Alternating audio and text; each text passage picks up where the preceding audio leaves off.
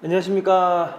글로벌 디펜스 뉴스 팬 여러분, 김규나의 선전포고 오늘도 또 돌아왔습니다. 이 방송은요, 매주 금요일 오후 2시에 유튜브 채널 글로벌 디펜스 뉴스에서 보실 수가 있습니다.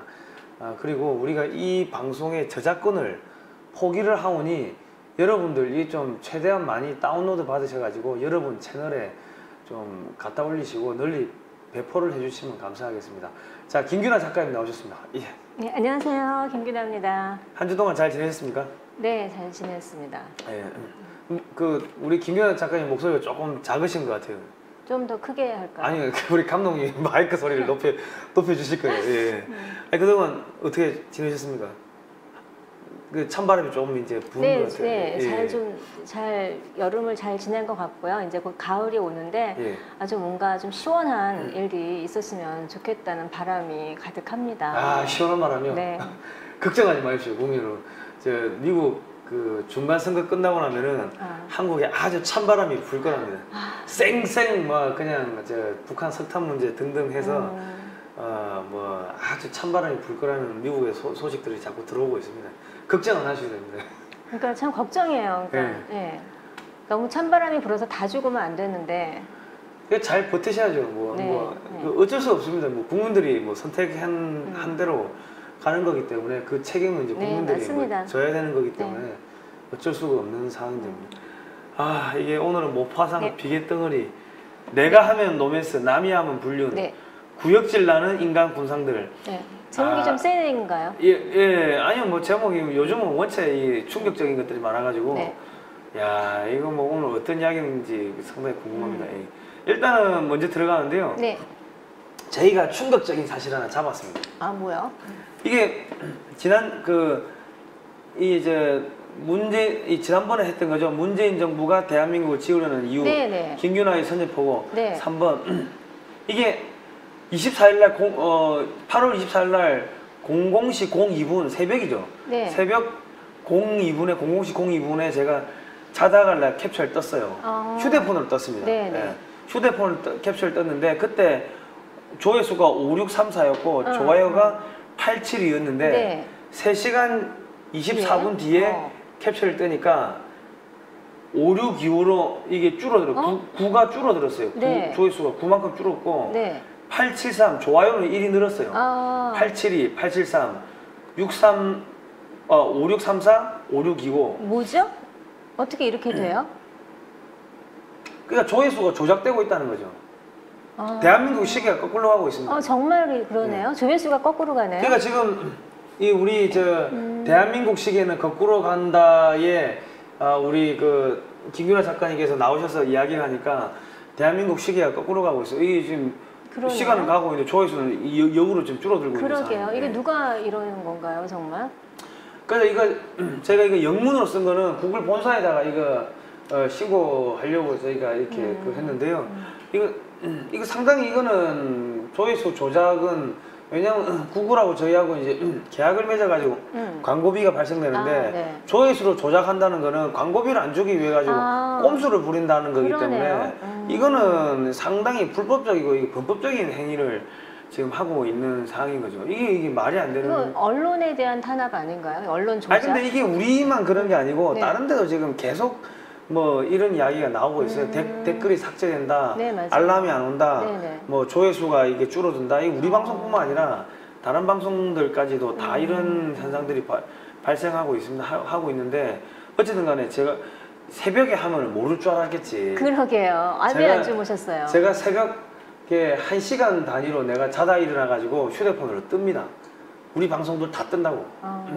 아니 딱 보니까 제 눈썰미로 봤을 때는 조회수가 줄어드는 느낌이 나는데 이게 왜냐면 이 올라가는 속도나 보면은 이게 최소 한 10,000 이상은 올라가야 되는데 이게 어느 순간 정체되어 있더라고요. 정체가 될 이유가 없는데 한 10몇 시간씩 정체되어 있고 하니까 이상하다 싶어가지고 계속 뜨다 보니까 이렇게 줄어드는 게 발견이 된 겁니다. 그렇군요. 이런 식으로 지금 데이터 조작을. 아니 제가 나와 선전포고한 게 그렇게 무서운가요?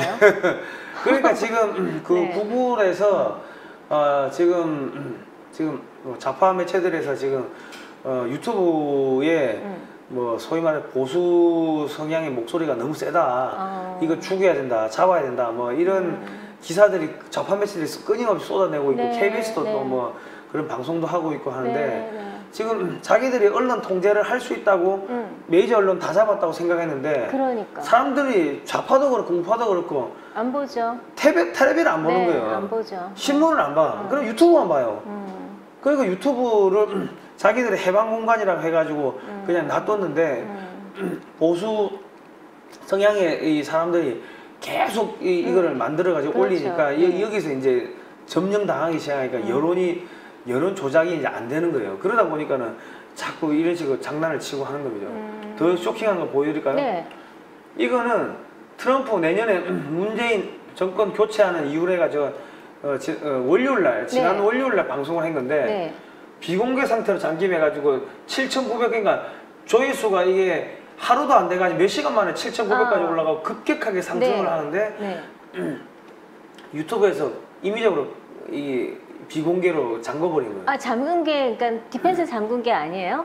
저희가 잠근 게 아니고 비공개로 뭐 그때는 뭐 처음에 뭐 해가지고 뭐 이상 떴길래 내가 이거 말도 안 돼. 이 뭔지 들어가서 보니까는 이거를 잠궈놨다고 이의 신청하라 해가지고 이의 신청하니까는 비공개 상태로 잠기게 말도 안 되더라고요. 돼요, 정말. 그래서 우리가 그 다음 날 화요일 날 네. 오후 2시에 원래 그 총원의 길이라고 공산 제국주와의 백년 전쟁이라는 프로그램을 하는데 네네. 그거 대신에 이날 했던 방송을 다시 한번 방송을 더 했다고요. 네. 그러니까 지금 대부분의 광고주에게 적합하지 않으면 아니 조지 프리드먼이 쓴 책에 나오는 내용을 우리가 네. 설명을 해줬어요. 네. 근데 무슨 대부분의 광고주에게 물어봤나 다? 광고주들한테? 적합하지. 그러니까 임의적으로 자의적으로 말도 안 돼요. 지금 보수 이 채널에 대해 가지고 돈줄을 차단해야지 이걸 안 할 거 아닙니까? 유튜브를. 네. 그러다 보니까는 지금 계속 돈줄을 차단하기 위해 가지고 네. 이런 식으로 지금 계속 이 작업을 하는 거죠. 이렇게 만약에 올라가다가 만약에 며칠 딱 중간에 셧다운 됐다가 며칠 만에 정상으로 돌아오죠? 그러면 사람들 또 안 본다고. 그렇죠. 예. 올라갈 때 탄력을 받아야지 몇만이 올라가지. 이 꺾여버리면 이런 식으로 해가지고 지금 방해를 하는 거죠. 아니 여기 유튜브에 보면은 포르노 섹스 한번 쳐보세요. 포르노 비디오 섹스 비디오 어마어마하게 올라와 있다고. 그런 거 차단 안 하죠. 차단 안 해요. 그 뭐 박근혜 대통령 관련해가지고 뭐 허위사실들 맞아요. 어마어마하게 올라와 있는데 맞아요. 그 차단 안 해요. 네. 차단 안 하는데 왜 뜬금없이 이렇게 자기 마음대로 이게 차단하냐고. 무슨 우리가 뭐 메타 메타 태그 무슨 뭐 위반했다 이거지. 네. 무슨 메타 태그. 맞아요. 우리가 또 매번 이 방송 만드는 거 똑같이 만드는데 이때는 문제 없는데 왜 이때는 그 문제가 생기는 겁니까? 듣기 싫은 말을 하는 거죠. 특히 왜냐면 이거는 내년에 어떻게 미국이 정권 교체하는가 이런 이야기들을 해. 문재인 그렇죠. 정권 교체하는 무섭죠. 그 정권 사람들한테는. 교체하는가 이런 이야기를 해놨거든. 그러니까 이제 자기들 듣기 싫은 그렇죠. 이야기들이 네. 퍼지면은 근데 왜냐면 이 책에 나오는 내용에다가 국제정세 돌아가는 걸 플러스 해가지고 했기 때문에 이게 상당히 듣기 싫다는 그렇죠. 이야기죠. 무서울 거예요. 예. 그러니까는 이 지금 이렇게 한다는 거는 이 지금 얼마 안 이 남았어요. 깔딱송 여기까지 네. 왔다는 거예요. 네, 지금 맞습니다. 자기들이 네. 언론 조작하고 하는 게 안 먹힌다는 거죠. 이게 지금 거의 다 왔다는 거예요. 지금. 통계청도 이번에 뭐 경질하고 다시 통계청장을 임명했죠. 네. 경질했더라고요. 네. 경질하고 네. 저기 새로운 통계청장을 임명을 했는데 그 사람이 맞아요. 뭡니까 저기 최저임금 인상이 긍정적인 효과가 90%다. 이런 데이터를 제공한 사람이 통계청장이 됐어요. 가짜 데이터를 조작을 한 거죠. 뭐 보건사회연구원의 뭐 연구소의 연구원인가 했더라고. 통계하고 그 보건사회하고 무슨 상관입니까? 그러게요. 통계청하고. 좋은 통계를 만들겠다고 오늘인가 어제 뉴스에 좋은 통계라는 게 만들 수 문재인 있는 정권의 게 아니잖아. 좋은 통계를 만들겠다는 거죠. 그러니까 경기가 불황이면은 뭔가 새로운 경제 뭐 동력을 살려가지고 돌파를 해야 되는데 통계 조작을 해가지고 그러게요. 예. 돌파를 하겠다는 거죠. 앞전에 그 잘린 통계청장이 문재인 대통령이 뭐라 하면은 그런 데이터 없다 하고 지난 6월달에 반박도 네. 하고 그랬더라고요. 말을 잘 안 들었다고 그러더라고요. 그러니까 잘리만은 하죠. 오늘 할 이야기하고 많이 이렇게 예. 매치가 될 것 같아요. 예, 그렇고 일단은 저희가 네. 삼성이 방위산업을 포기한 이유라는 책을 하나 이렇게 만들었습니다. 저희가 네. 윈윈 미디어라고 이렇게 출판사를 하나 만들어서 왜냐하면 네. 우파적인 그 책들은 펴주는 데가 없더라고. 네, 없어요. 네. 네. 가지고 가면 네. 전부 다 가감해버리고 네. 내가 우리 김 작가님한테 그 이야기를 들었습니다. 예. 그래가지고 저희가 아예 직접 냈어요. 네, 잘하셨어요. 윈윈 미디어라고 냈는데 이거는 대한민국의 방위산업이 이 신성장 동력인데 그러니까 주식하시는 분들은 방산 비리하면 뭔가가 비리가 있나 하는데 비리가 아니고 지난 과거 40년 동안 적은 예산으로 빨리 만들다 보니까 절차를 건너뛰어야 되고 썼던 부품은 재활용해야 되고 그렇게 해가지고 만들어놨는데 뜬금없이 감사원이나 검찰이 가가지고 검사를 하니까 야 왜 너 절차 건너뛰었어 왜 너 뭐 이거 재활용했어 뭐 이러면 비리가 되는 거예요. 그래서 전부 구속시켰는데 법원에서 다 무죄로 지금 풀려나오고 있거든요. 아, 그래요. 네. 예. 그러니까 이제 그런 부분들을 우리가 조금 바로 잡아가지고 정상적으로 주식 투자하시는 분들도 네, 이런 네. 책을 보시면은 이제 좀 이해가 되고 국민들도 좀 이해를 할 수 있게끔 제가 이런 책을 만들었습니다. 네, 이거는 많이 사주셨으면 좋겠습니다. 예, 한국 제가 쓴 게 아니고 한국 방위산업학회 최우석 회장님이 썼는데 네. 6428기고 미국에서 유학하셨고요. 준장에 편했고 방위산업 쪽에서만 거의 한 40년 가까이 네. 근무를 하신 이쪽 전문가분이 쓰였습니다. 예. 그러니까 방위산업 쪽에 주식 투자를 하시려는 분들이나 뭐 이런 분들은 이 책을 한번 꼭 보시기 바랍니다. 네. 자 그리고 글로벌 디펜스 뉴스에 오시면은 방위산업 이 배너가 있어요. 삼성이 방위산업을 포기한 이후 배너가 있으니까 네. 클릭을 하시면 되고 네. 뭐 여기 문의 전화가 이렇게 있습니다. 0271-9642번이니까 네. 신청을 많이 해주십시오. 많이 해주셔야지 구글 코리아가 저희 방송을 잘라가지고 광고비를 하나도 안 줘도 책 팔아가지고 이 언론사를 또 운영할 수가 있습니다. 여러분께서 좀 많이 좀 사주시기 바랍니다. 예. 눈물 나는 이야기입니다, 정말. 예. 네. 이거 어쩌다가 이래야 되는가 모르겠습니다. 네. 예. 저도 책 내줄 데가 없어가지고 네, 많이 헤맸어요. 그 이번에 책은 이거는 어디 네. 어디서 비봉 출판사인가요? 네, 비봉 출판사 예. 박기봉 사장님께서 내주셨는데요. 예, 예. 네, 제가 이제 페북에 글을 썼잖아요. 예, 예. 거기에 있는 글을 보시는 어떤 선생님께서 이제 박기봉 음. 선생님한테 소개를 시켜주신 거예요. 네, 예. 이제 대표님께서 뭐 누군지 모르겠지만 한번 읽어는 볼게 하고 지인이 추천한 거니까 이렇게 읽으셨는데 이제 그러시더라고요. 추천해서 그냥 한번 읽어봤는데 내가 읽다가 반했어 이러시더라고요. 예, 그래서 책을 내주신 거예요. 예, 그래서 정말 감사하고 예, 이승만 대통령의 독립정신 책 낸 출판사입니다. 많이 응원해 주세요. 네. 그리고 비봉 출판사가 이 우파적인 내용들 네. 많이 이렇게 제 책을 많이 내는데 네. 하여튼 우파 출판사들 좀 책 많이 사주시고요. 김규하 작가님 책도 좀 네. 많이 사주시기 바랍니다. 예. 왜냐면 저희가 해보니까 책을 이렇게 많이 사주고 하는 게 실질적으로 큰 도움이 되더라고요. 네, 맞습니다. 네. 예. 자, 오늘 어떤 이야기 해주실 겁니까? 네. 오늘 이제 드디어 오늘 이야기 하겠는데요. 우리 벌써 몇 번째죠? 5번째인가요? 이제 오늘은 모파상의 비갯덩어리라는 소설을 가지고 내로남불에 대해서 한번 우리 사회에 만연한 정서죠. 예. 한번 이야기를 해보겠습니다. 아까 우리 이제 구글이나 이런 얘기 하셨는데, 뭐 우리가 할 때는 우리가 뭘 하면은 거기에 대해서 뭐라 그러죠? 뭐 인권 침해다 뭐라고 하면 자기들이 할 때는 표현의 자유다 또 막 이런 것들 있잖아요. 그러니까 그런 것처럼 내로남불에 대해서 한번 하는데 정말 제목 좀 강하지만 구역질 나는 인간들 군상들에 대해서 이 모파상이 어떻게 소설 속에 묘사를 했는지 한번 살펴보도록 하겠습니다. 예. 이거 아니네요. 아직 적응이 안 됐어. 네, 네. 기드 모파상입니다. 여러분들이 이제 목걸이라는 단편 소설로 많이 알고 계시죠? 예, 여자의 일생이란 장편으로도 여러분들께서 잘 알고 계실 텐데 프랑스 작가입니다. 이 작가는 이제 보바리 부인을 쓴 플로베르한테 문학 수업을 받았는데요. 1880년에 정식으로 데뷔한 작품입니다. 이 모파상의 비갯덩어리는요. 근데 이분이 이제 1850년도생인데요. 1870년도에 보불전쟁, 그러니까 지금의 독일이죠. 프러시아하고 프랑스하고 전쟁을 했는데 거기에 그러니까 참전을 했어요. 그러니까 우리나라 나이로 한 21살 정도. 근데 참전을 했는데 너무 그 참상이 예. 전쟁 참상이 끔찍했던 거죠. 그래서 그 충격으로 이제 신경 질환에 걸렸었고 뭐 자살 시도도 하고 정신병원에 감금도 됐다가 그걸 끝내 극복하지 못하고 예. 43살의 나이로 이제 일찍 예, 사망하신 분이 예. 돌아가셨어요. 근데 이제 그 참 작가들 보면은 50 넘어 산 작가들이 그렇게 많지 않아요. 그러니까 예. 일찌감치 천재성을 다 발휘하고 소진하고 아마 이렇게 일찍 가시는 것 같습니다. 참 그런 게 안타까워요. 아니 저기 그러면 이게 작가들 같은 경우 이렇게 기를 많이 쏟아내다 보니까 네. 그러다 보니까 이게 뭔가 이게 자기 속에서 너무 이렇게 에너지가 많이 쏟아나와서 아니 그런 거 꼭 그런데 뭐 예를 들어서 서머셋 모험 이런 분들은요 90살 넘어서까지 사신 분들도 계시거든요. 예, 예. 그런데 이제 그 조지 오웰도 좀 일찍 돌아가셨고 예. 뭐 누구죠? 까미 같은 분도 40대 중반에 이제 죽었는데 뭐 제가 생각할 때는 너무 일찍들 그 천재성을 발휘하신 분들은 예. 아마 그렇게 불꽃이 오래 안 타는 것 같아요. 좀 안타까워요. 이거 네. 예, 그러다가 저도 빨리 가는 거 아니에요? 아, 그러시면 안 됩니다. 네, 오래오래 길게. 예.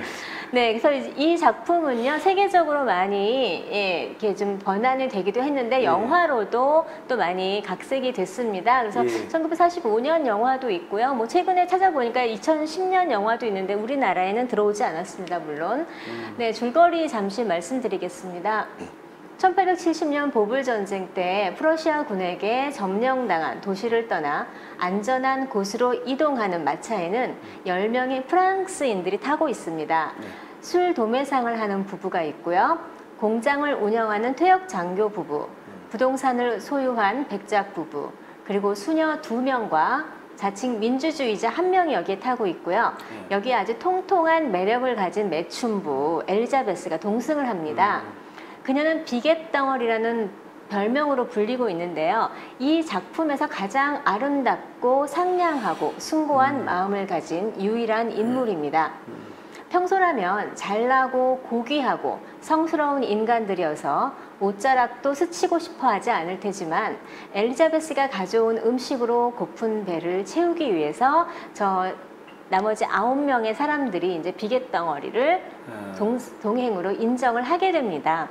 그런데 문제는요, 이제 어느 여관에 잠시 멈추게 됐는데 거기에 있는 프러시아 장교가 그녀와 하룻밤을 지내게 해주면 통행증을 주겠다고 제안을 합니다. 근데 이제 비갯덩어리는 그것은 부끄러운 일이다라고 거절을 하게 돼요.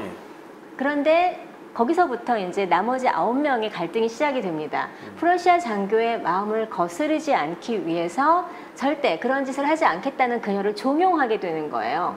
그러니까 비갯덩어리가 그를 허락하지 않으면 전쟁의 참화를 벗어날 수 없으리라는 위기감은 수녀들조차 하나님의 뜻을 핑계로 그녀가 장교를 찾아가도록 권고하게 이릅니다.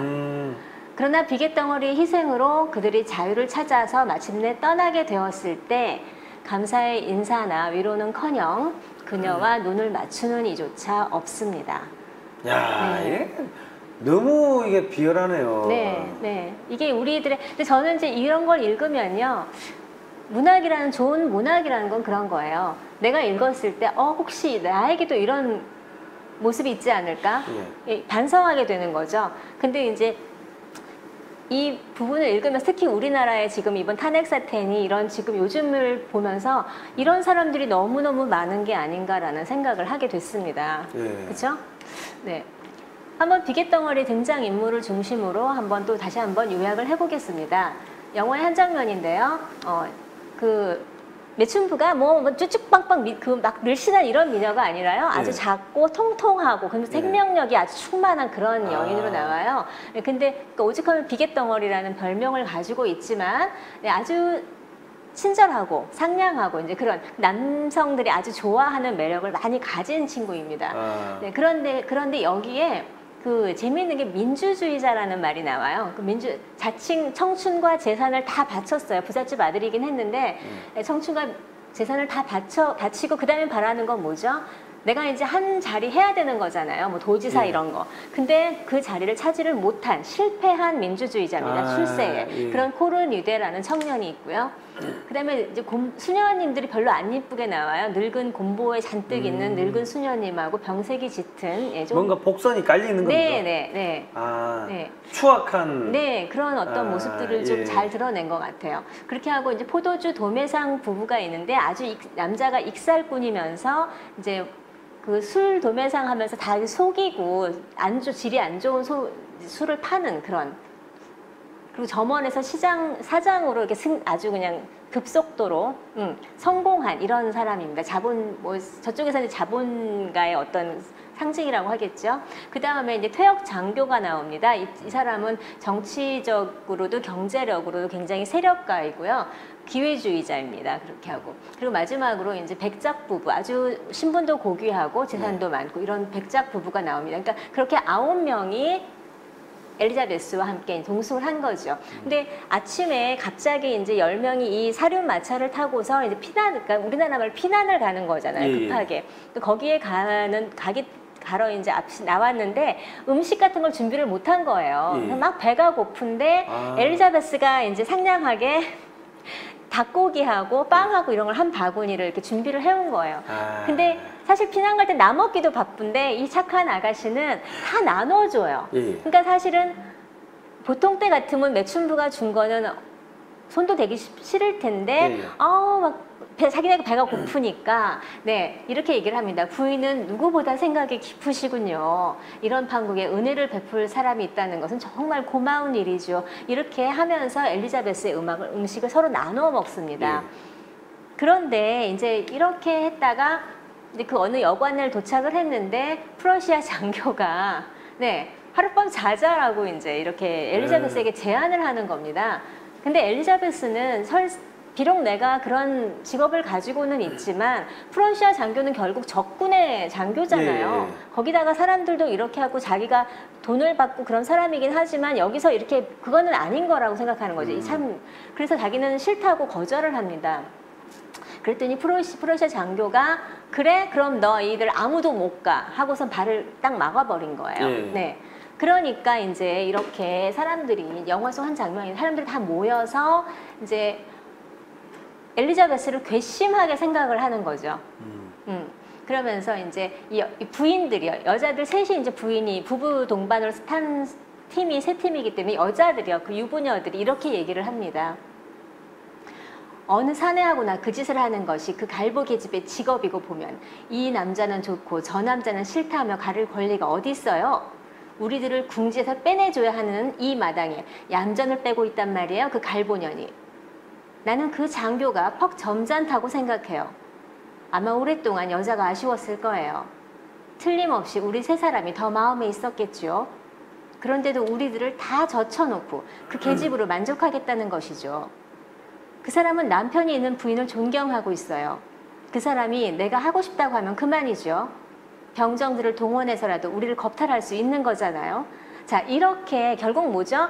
엘리자베스를 비하하고 심지어 프러시아 장교를 지지하고 옹호하고 있어. 자기들을 겁탈하지 않고 대신에 그냥 엘리자베스 하나로 만족하겠다는 게 얼마나 훌륭한 신사도냐 이런 식으로 얘기를 지금 하고 있는 거죠. 이거 보니까 갑자기 그 생각납니다.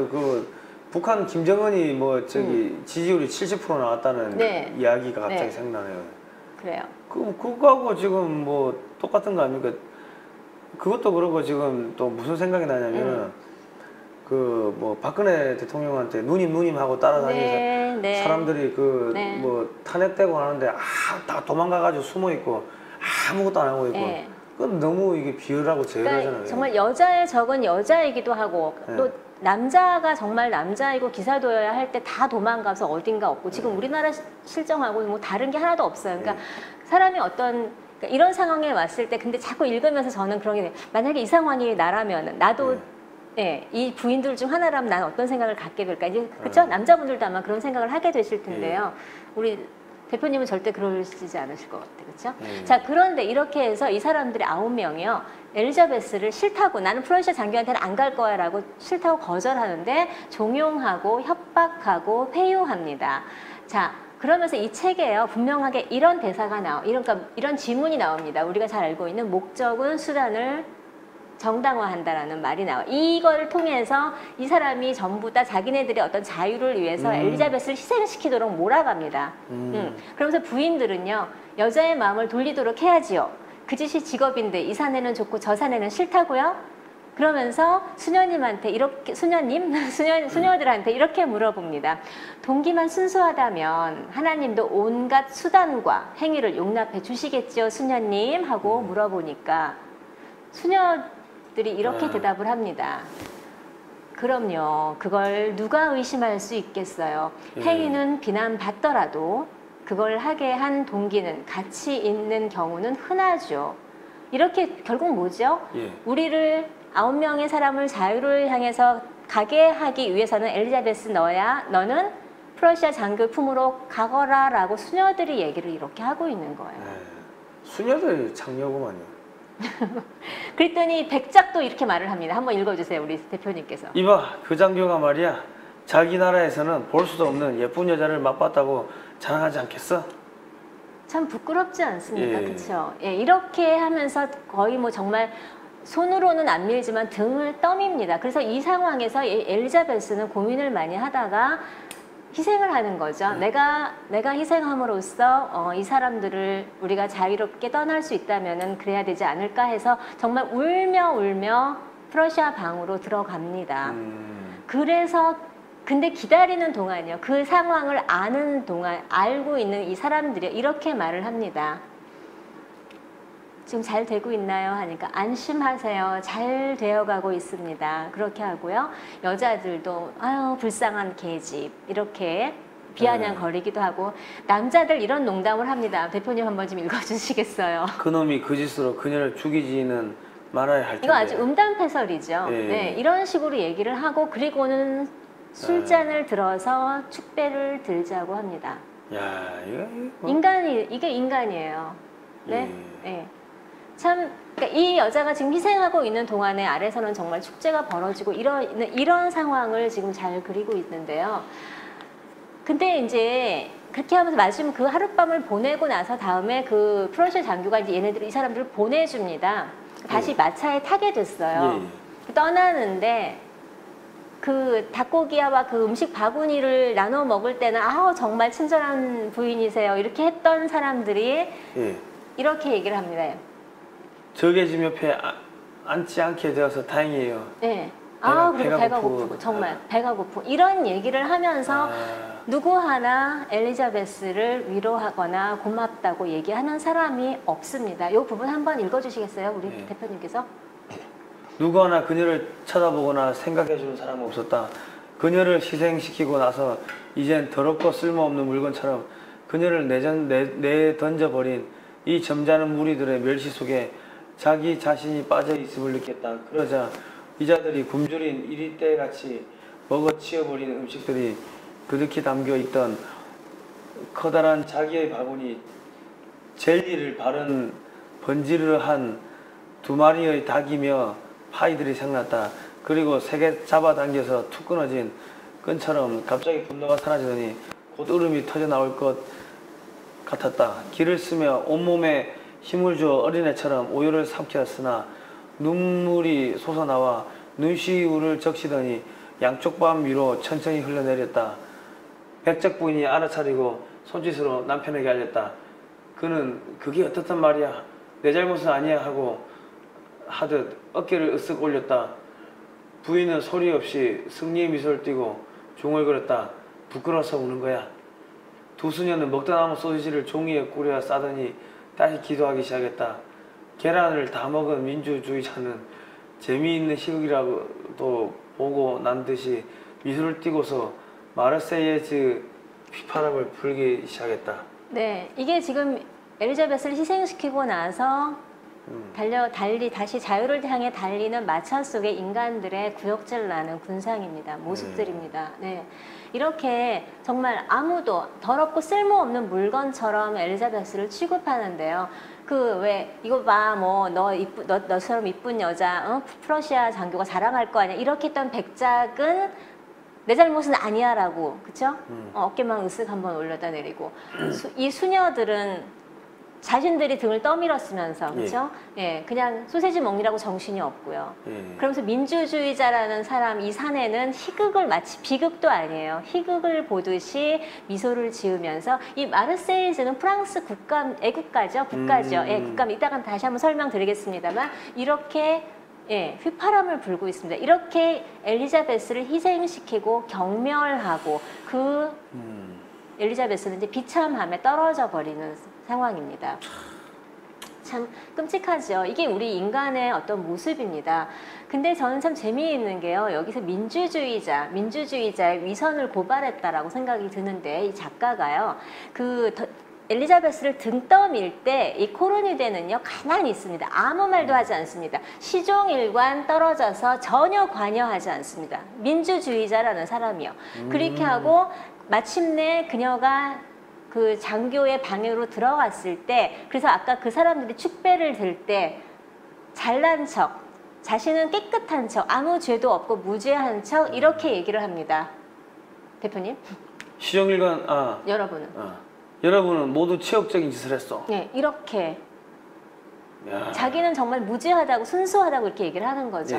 그런데 이 말을 듣고요. 아까 술 파는 포도주상 그 사람이 막 깔깔대고 웃습니다. 그러면서 뭐라고 하냐면 그림의 떡이란 말이지. 그림의 떡 이런 얘기를 해요. 이게 뭐냐면은요. 그 첫날 도착했을 때 프러시아 장교가 하룻밤 자자고 이제 그걸 거절하고 나온 엘리자베스에게 문고리 잡고 조릅니다. 하룻밤 자자고요. 이 민주주의자들 이봐 정말 바보군 이게 무슨 큰일이라고 그래. 그러니까 이 엘리자베스는 문고리 안 열어주면서 안 돼요. 그런 짓도 할 때가 따로 있어요. 이런 데선 부끄러운 짓이란 말이에요 하고 거절을 해요. 이거를 문구멍으로 그 루아주라는 포도주상이 그걸 다 봤습니다. 그 얘기를 하면서 막 이제 사람들 다 깔깔거리고 이제 웃고 이 사람을 비웃는 거죠. 조롱하는 거죠.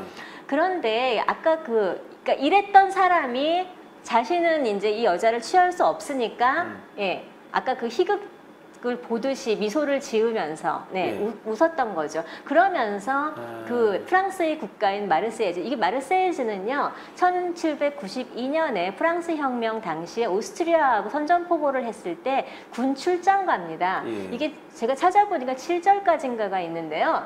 이게 1절만 한번 제가 좀 담아왔는데 피 묻은 깃발을 올렸다. 처자식의 목을 베러 턱밑까지 쳐들어오고 있다. 적이. 그래서 무장하라 시민들이여 대오를 갖춰라. 적들의 더러운 피로 고랑을 적시자. 온통 피바다입니다. 프랑스 국가가요.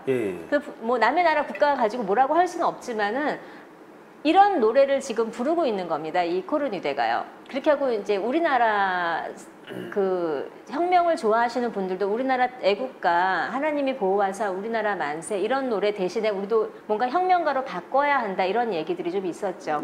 잠시 후에 얘기 한번 드리겠습니다. 어쨌든 이런 상황에서 코르뉴데 민주주의자라는 그런 위선 덩어리가 휘파람을 부는 중에 마지막 문장은 이렇게 끝이 납니다. 그는 악착스럽게 이 복수심에 차고 단조로운 휘파람을 내리불고 있었다. 비계덩어리는 여전히 울고 있었다. 이따금 억누르지 못하고 터져나오는 흐느낌이 노랫가락과 노랫가락 사이에서 들려오고 있었다. 이 노래 휘파람 속에서 우리가 민주주의를 자부하는 이 혁명가, 그쵸? 이 노래 사이사이에 우리 희생된 엘리자베스 비계덩어리의 울음소리가 섞여 나오고 있는 것입니다. 이렇게 작품이 끝이 납니다. 어떠세요? 참 인간인 게 부끄럽지 않나요? 이럴 때? 진짜 아니 대한민국에 지금 이게 똑같은 일들이 벌어지는 게 뭐 국정원이 뭐 댓글 뭐 4만 개인가 이렇게 저기 그 했다고 뭐 그 얘기 저도 이제 하려고 해요. 조금 이따 하겠습니다. 이번에요, 어저께인가요? 제가 이거 날짜가 어제였나? 25일 날, 며칠 됐군요. 더불어민주당 전당대회에서요, 이런 일이 있었다 그래요. 애국가를 부를까요? 여러분 지루하시죠? 애국가를 부를까요? 애국가를 지루할 때 부릅니까? 그것도 저는 마음에 안 들지만, 애국가를 부를까 했더니 사람들이 아니요 해가지고 전당대회에서 안 불렀다고 합니다. 이게 하나의 뉴스가 됐었어요, 얼마 전에. 그렇게 하고 아까 제가 잠깐 말했지만 피를 좋아하는 혁명을 좋아하는 분들이 우리나라 애국가를 임을 위한 행진곡으로 바꾸자는 얘기가 수없이 나오고 있죠. 계속해서. 뭐 근데 이 노래 가만히 보시면요, 그 죽음을 찬양하는 노래입니다. 앞서서 나가니 누가 죽은 사람이 산자여 따르라죠.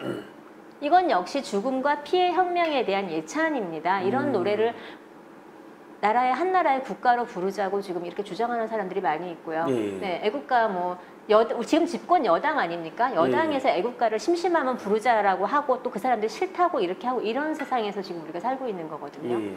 아이고 이거 뭐 어떻게 해야 되나요? 대한민국을 부정하는 사람들이 지금 집권 여당입니다. 이게. 어떻게 해야 되는지 정말 나라를 빼앗긴 거죠. 이거는 네. 사상과 이념이 다른 게 아니고 네. 이거는 대한민국을 뺏긴 겁니다. 왜냐하면 애국가 부르고 다 하는데 뭐 복지를 조금 더 할 거냐 더 할 거냐 뭐 국방을 더 중요시 할 거냐 뭐 이런 진로의 차이 같은 거는 이건 뭐 정권이 교체했다고 이야기를 해야 되는데 네.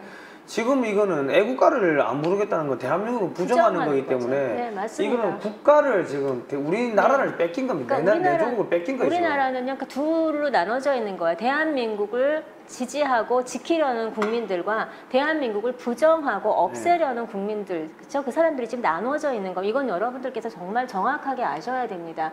그래서 아까 지금 우리 예. 대표님이 말씀하셨는데 자유가 없는 민주주의의 추한 민낯을 우리 이 무파상의 작품을 통해서 우리가 한번 이렇게 반추해 볼 수 있었는데요. 지금 아까 말씀하신 것들이죠. 예, 한번 얘기해 주세요. 국정은 대북 댓글 때문에 네.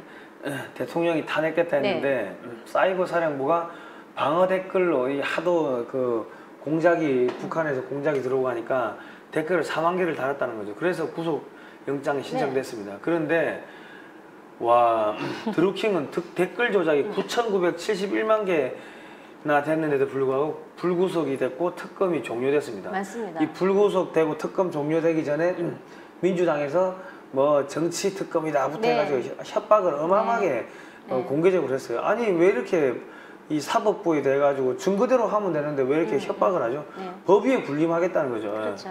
그리고 집권 2년차에 지금 일자리 창출이 박근혜 대통령 때가 50만 5천 개였는데 지금 문재인 정권은 5천 개입니다. 네, 근데도 이 사람이 잘한다는 거죠. 아니 54조를 풀었다는데 네. 우리 회사에 직원 54조를 풀어가지고 우리 직원들을 다 채용을 해도 일자리가 몇십만 개 났을 거고 예전에 4대강 22조 들어간다고 하니까 뭐라 했습니까?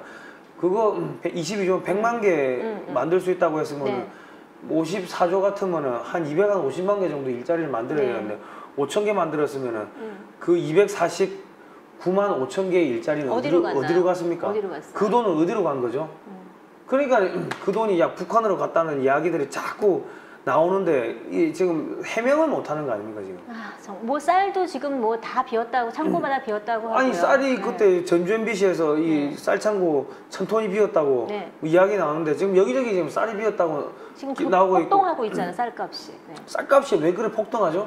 그러면 쌀을 방출해가지고 쌀값을 떨어뜨리면 될 거 아닙니까? 그러니까요. 네. 방출할 쌀이 없는 거죠. 네. 네, 그렇게 하고 이제 우리 또 삼성 대통령 비하를 하는 게 박근혜 대통령이나 이명박 대통령은 비하한 거는 표현의 자유, 쥐박이 뭐 쥐그림 그려놓고 쥐박이 다 꺼내 그거 다 표현의 자유라고 했는데 이게 사실 저열한 비난인데 체포 고소 고발 못하게끔 표현의 자유가 이랬어요. 그리고 삼성 인도 준공식에 참석은 오케이. 네, 자기들이 한 건 오케이고 박근혜 대통령이 뭐 이재용 회장 부회장 만나고 이런 것은 묵시적 청탁, 뇌물죄 성립. 이게 다 성립했잖아요. 네, 그리고 문재인 정권에서 각 기업들한테 돈 내놓으라고 했어요. 저기 무슨 올림픽 한다고 돈 몇천억씩 내놓으라고 가가지고 삥 뜯고 그거 다 했다고 그러고 또 뭘 했습니까? 삼성한테 일자리 만들라고 또 협박도 했고 그리고 삼성 인도 공장 그 준공식은 자기들이 뭐 초청하지 않았다고 회장을 아니 그거 완전히 또라이들이지. 왜냐면 삼성이 인도에다 공장을 지어가지고 어디 총리도 초청하고 삼성이 주인인데 청와대에서는 이재용 부회장을 초청하지 않았다 이런 초대받지도 않은 객이 내가 주인을 초대한 적 없노라 이렇게 말한 거죠. 완전히 지금 이런 상황이 온 거죠. 지금 정의와 평등 부르짖는 대민주화 평화란 명분으로 대한민국을 지금 무너뜨리는 네. 세력들이 지금 있는 상황이고 국제 정세를 거스르는 반미, 반일, 친북, 친중, 고용 불안, 뭐 물가 상승, 경제 침체, 군사력 약화 지금 이런 네. 대한민국을 지금 망가뜨리는 걸 하고 있는 거죠. 네. 과거 선배 세대의 희생을 지금 짓밟으면서 사리사욕, 친북에다가 친중까지 완전히 네, 지금 맞아요. 네. 완전 개막장으로 지금 가고 있습니다. 그러니까 지금. 자기들이 하는 짓은 다 아름다운 짓, 그렇죠? 지금 예. 제가 이제 얘기하는 거, 자기가 하는 나는 좋고 너는 나쁘다, 나는 굿, 너는 bad, 그렇죠? 온통 지금 이런 사태가 지금 벌어지고 있는데 지금 모파상이에요. 비계덩어리를 이제 보통 어떻게 인용을 해왔냐면요. 우리나라나 이제 보통 사회주의나 이제 그런 그 포스트 모더니즘 쪽으로 이제 해석을 하시는 많은 분들. 대부분 부르주아, 그러니까 아까 그랬잖아요. 그 포도주 도매상, 뭐 그쵸? 퇴역 장교, 뭐 백작 이런 사람들이 전부 다 이제 부르주아 상류층 계급이잖아요. 근데 이런 사람들, 상류층, 뭔가 가진 사람들의 위선, 도덕적 위선을 이건 고발하고 있는 거다. 이런 식으로 이제 해석이 되고 인용이 되어 왔습니다. 그래서 그럼으로써 계급 간의 갈등을 부추겨 왔던 거죠. 예. 그런데 사실은요, 모든 문학은 어떤 이념 사상을 대표하려고 하는 것이 아니라 인간의 내면을 그리고 있는 거고, 인간의 한꺼풀 벗겨냈을 때 인간의 본성을 드러내고 있는 거잖아요. 예. 그러니까 그렇게 봐야 되는 거죠. 그래서 아까 제가 말씀드린 것처럼 우리가 이 책을 읽었을 때, 나는 과연 어떤 입장을 취할 수 있었을까? 내가 다행히 엘리자베스는 아니었지만 그 9명 중에 내가 하나였다면 나는 과연 그들과 같은 생각을 하고 그 사람을 밀어 넣었을까? 그렇지 않을 수 있었을까라고 한번 질문하게 되는 거죠. 네, 그래서 그럴 때 과연 나는 떳떳할 수 있을까라고 한번 자문해 볼 수 있는, 우리가 그런 생각을 좀 해볼 수 있는 그런 기회를 가졌으면 좋겠는 거예요. 그 진짜로 나 이거 하면 할 이야기 많은 게 보수 쪽에 뭐 전직 장관, 전직 차관, 뭐 전직 뭐 정치인들 이런 사람들, 자기 있을 때 이게 나라 제대로 이렇게 무너질 때까지 뭐 했냐고. 자기 있을 때 치열하게 공부하고 치열하게 살고, 야 이거 이러면 안 된다 해가지고 자기가 욕을 먹더라도 열심히 하고 그랬으면 되는데 자기들이 있을 때는 공부 안 하고 내가 장관이요 해가지고 대충 뭐 명예만 차리고 돈만 월급 받아 먹고 그렇게 해가지고 왔는데, 지금 딱 이게 나라 완전히 뺏기고 나니까는 그러니까는 뭐 어디 뭐 모임 가가지고 한탄하고 있고, 아니 자기들이 정권 잡았을 때 잘해야지 지금 뭐 하고 있냐는 거죠. 그렇게 또 볼 수도 있겠네요. 네. 그래서 지금 하여튼 이렇게 모순투성이, 그죠? 이런 위선과 가증과 모순, 막 이런 천박함 이런 것들을 다 가지고 있는 지금 인간들이 득세를 하고 있는, 그렇죠? 그런 사람들이 이제 이 권력을 지금 다 가지고 있으면서 대한민국을 좌지우지하면서 이 대한민국이란 역마차를 타고 지금 낭떠러지를 향해서 우리가 지금 달려가고 있는 게 아닐까 한번 생각을 해봤습니다. 이 작품을 통해서요. 네. 그래서 이제 저는요, 제가 지난번에도 한번 말씀드렸지만은 TMTU 문화운동이 정말 우리 국민들에게 필요하다고 생각이 듭니다. 개인의 각성인데요. Trust me, trust you 해서요. 제가 지금 주장하는 것입니다. 남 탓하지 않는 것. 그죠? 세상에 공짜가 없는 거, 공짜 없다는 걸 아는 거, 그리고 자신의 자유와 선택에는 반드시 책임지는 것, 이 세 가지를 우리가 다 이제 깨우쳐서 마음속에 담고요. 이런 국민 한 사람 한 사람이 일어났을 때만이 우리 대한민국이 다시 살아날 수 있는 거죠. 그래서 깨어나라 개인이여, 정말 일어나라 자랑스러운 대한민국이여, 같이 한번 여러분과 외치고 싶습니다. 네. 그 국민 여러분, 진짜로 이게 대한민국이 옛날에 뭐 간디가 이런 이야기 했잖아요. 철학 없는 정치는 망국의 지름길이다. 네, 맞습니다. 뭐 도덕 없는 뭐는 또 망국의 지름길 해가지고 뭐 한 7개 이야기 쭉 했던데, 지금 대한민국은 철학도 없어지고 도덕도 없어지고, 학교에서 도덕 윤리 안 가르치나 보더라고요. 양심도 없어요. 양심도 없고, 그 남이 자기가 성공하기 위해 가지고 다른 사람이 열심히 자기 희생하고 헌신해가지고 하니까 자기가 성공하니까 뒤통수 치고 그냥 자기는 딴 데 가버리고 뭐 이런 케이스부터 해가지고 그러니까 이 지금 대한민국의 선배 세대, 할머니, 할아버지, 아버지, 어머니 세대가 이만큼 해가지고 대한민국을 이렇게 키웠는데, 그러니까 지금 우리가 소위 말해가지고 박정희 지우기 하고 이승만 대통령 지우기 하고 뒤통수 치는 거 아닙니까? 그럼 자기 엄마, 자기 아버지 할아버지 다 갖다 버려야 된다는 그렇죠. 이야기인데. 지난번 제가 역삼각형 말씀드렸죠. 예, 예. 그런 것처럼. 그리고 뭐 온통 지금 집권이 2년 차가 되는데도 다 뭐가 잘못되고 하면 다 전 정권이 잘못했기 때문에 남 탓하고 앉아 있고요. 그렇죠? 아니 그 뭐 자기들이 실력이 좋으면 남이 잘못해도 네. 바로 잡아야지 그게 제대로 된 거. 전부 다 아니 지금 정권 잡은 지가 1년이 넘어가는데 일단 남 탓하고 있고 네. 그게 말이냐고. 아니 그러니까 54조를 썼는데 일자리가 5천 개밖에 안 나왔다고 하면 그게 남 탓이 아니잖아요. 자기 탓이잖아요. 그러면 어디다가 빼고 갔다는 소리밖에 안 되는 거 아닙니까? 그러니까 그리고 지금 통계 조작하려고 통계청장 갈아치우고. 그러게요. 예. 네. 그렇게 하니까 정권은 지금 그렇게 하고 앉아 있고 국민들은 전부 다 이제 뭐 복지하면서 공짜 바라고 있고요. 그렇죠? 그러니까 우리가 책임져야 될 일만 남은 것 같아요. 우리가 그죠, 선택했던 부분에 대해서. 그래서 정말 아까 말씀하셨지만 추운 겨울이 다가오고 있다. 왜 왕좌의 게임에서 또 윈터 위즈 커밍 한 것처럼 추위가 다가오고 있는데 어쩌나요, 우리 진짜. 윈터 이즈 커밍순. 커밍순 지금 오고 있습니다. 네. 지금 미국 쪽에서 나온 이야기는 그 11월 중간 선거 이후부터는 그 엄청나게 이제 폭풍이 몰아칠 거라는 이야기들이 나오고 있으니까 그 한국의 그 파카 열심히 사야겠군요. 그러게요. 이제 네. 책임질 일만 남았으니까 우리 그냥 이 악물고 모질게 하지만 우리가 선택했던 부분이기 때문에 그러니까 선택하지 않은 사람들까지 다 같이 공동 책임을 지금 져야 하는 것이 문제이긴 하지만 대한민국 국민이니 어떻게 하겠습니까? 그렇죠? 그러니까 국민은 어쨌든 간에 대한민국 시계 거꾸로 간다.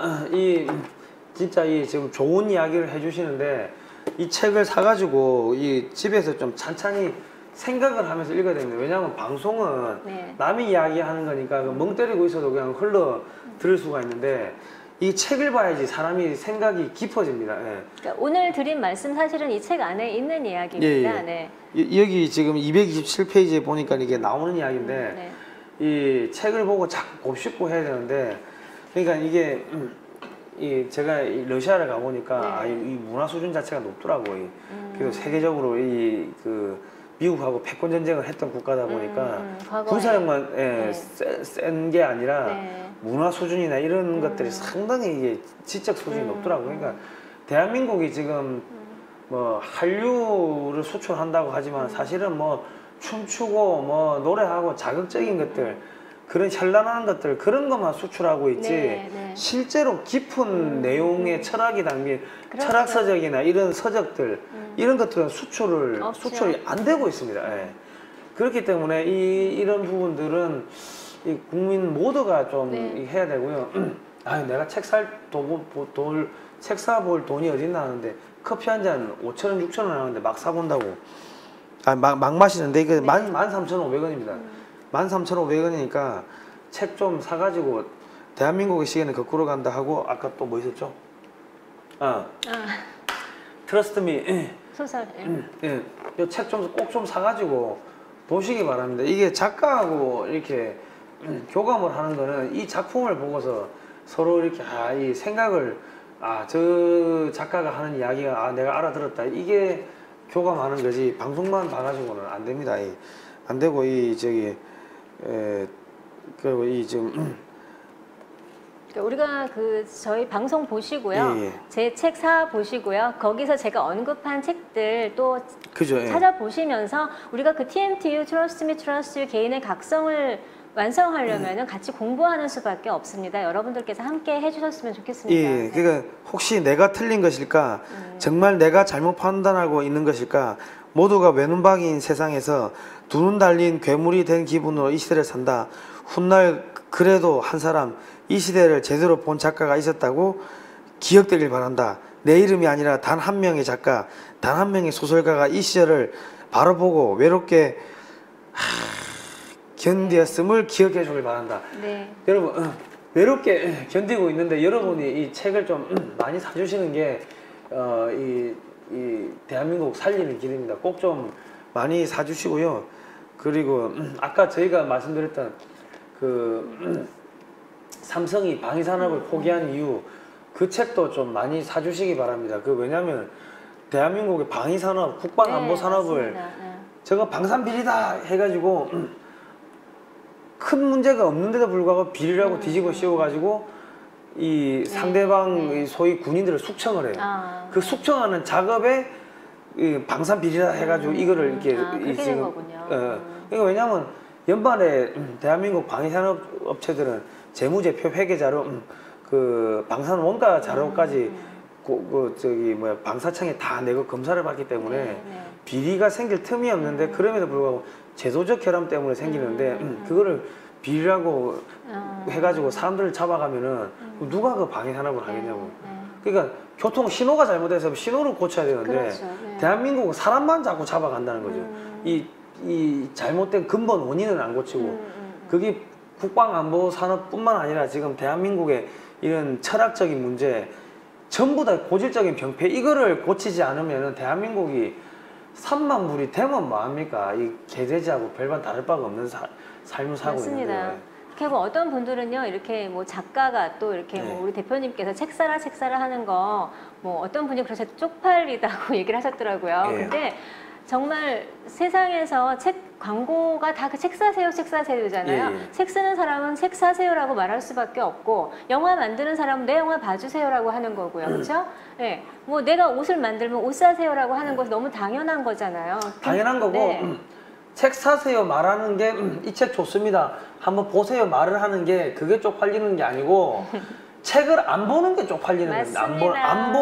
책을 안 보면서 저기 태극기 백날 들고 나와가지고 아이 저놈의 자식들이 나쁜 놈이다 하고 그렇게 이야기하면은 이 말하는 거에 파괴력이 안 실린다는 거예요. 그리고 결국 자본 싸움이거든요. 저쪽 이제 대형 출판사들에서는요 광고 어마어마하게 때립니다. 일간지, 텔레비전, 뭐 광화문 한번 가보세요. 그 교보문고 앞에 막 전광판에다가 다들 광고해 놓잖아요. 저희는 그런 돈 없습니다. 그래서 그냥 할 수 있는 건 입으로 책 사주세요라고 하는 것밖에 없습니다. 그래서 저희는 그 저기 윈윈 미디어라고 우리가 언론사니까 출판사를 아예 만들었어요. 네, 잘하셨어요. 만들어가지고 지금 뭐 지금 사전 예약 주문 받고 있습니다. 네, 꼭 해주시기 바랍니다. 좀 많이 좀 해주시기 바라고요. 요즘에 이 방송 우리 작가님 방송 보면은 이게 잔잔한데 이게 잔잔한데 이게 우리가 세게 이야기하는 것보다 더 파괴력이 더 큽니다. 그렇게 있었으면 좋겠고요. 저는 제가 이런 이야기를 지금 뭐 저도 많이 부족하지만 방송에 나와서 이렇게 얘기를 하는 이유는 우리나라의 이런 위기가 국민의 정신적인 어떤 그 수준이랄까요?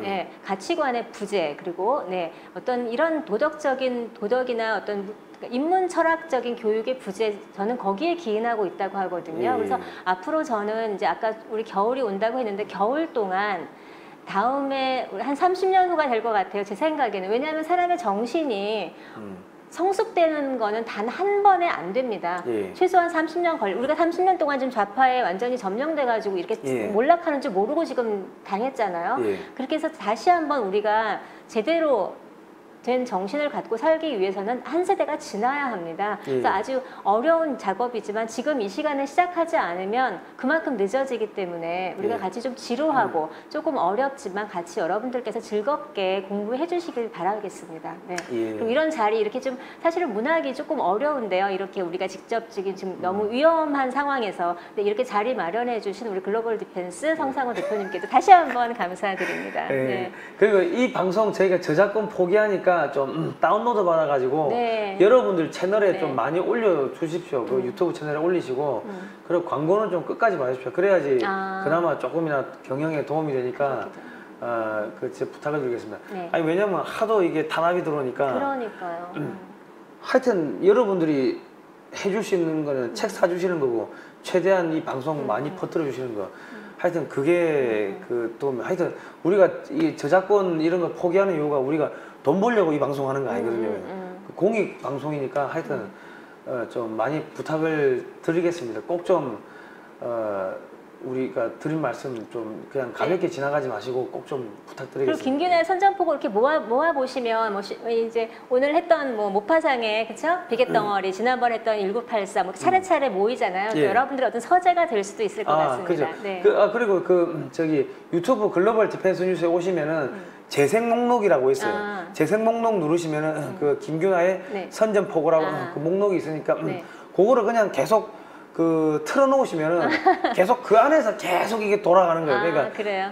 그 하나 거기 재생 목록 눌러가지고 그 안에 들어가셔가지고 플레이 하시면은 그 안에서 계속 이 내용이 도니까 작업하실 때 그냥 라디오 듣는다 생각하시고 틀어놓으시면 됩니다. 예. 소음처럼 들리지 않을까 아니 걱정은 아니 아니. 됩니다. 네. 이게 잘 때도 이 잘 때도 틀어놓고 주무시면은 이 머릿속에 이게 쏙쏙 들어오니까 이게 우리가 너무 돈 하다 보니까는 모든 가치를 다 지금 잃어버리고 있고 그리고 나 요즘에 제일 그 가슴 아픈 게 그 옛날에는 내 꿈이 뭐니 하면 애들한테 물으면 아 저 대통령이요 뭐 네. 과학자요 나 소방관요 이런 이야기 했다면 요즘은 공무원 돼야죠.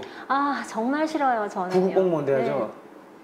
내 저기 7급 공무원이었거든요. 공무원 하다가 내 때려치고 나온 겁니다. 저는요 네. 이렇게 사람 만났을 때 저도 가끔 잘 묻거든요. 예. 나이가 있건 없건 꿈이 뭐예요? 이렇게 묻다가 꿈이 시시한 없어요 대부분의 사람들은요. 예. 그럼 한 5분 10분이면 벌써 지루해져서 말하기 싫어요. 예. 그 꿈을 한번 가져보시기 바랍니다. 예. 우리가 이 추운 겨울 대한민국을 지낸 다음에 우리는 어떤 모습으로 살게 될 것인가? 어떤 저한테 정신을- 꿈이 뭔가 꿈이 물어보고. 뭐예요? 저 대통령 되는 꿈이 날 저기 저 문재인 아저씨보다 대통령 하면 내가 더 잘할 것 같아. 54조가 쏟아부으면은 네. 일자리 한 100만 개를 만들 수 있을 것 같아요. 정말 그렇게 훌륭한 대통령이 꼭 나왔으면 좋겠습니다. 예, 네. 다음 시간 뵙겠습니다. 네, 감사합니다. 예.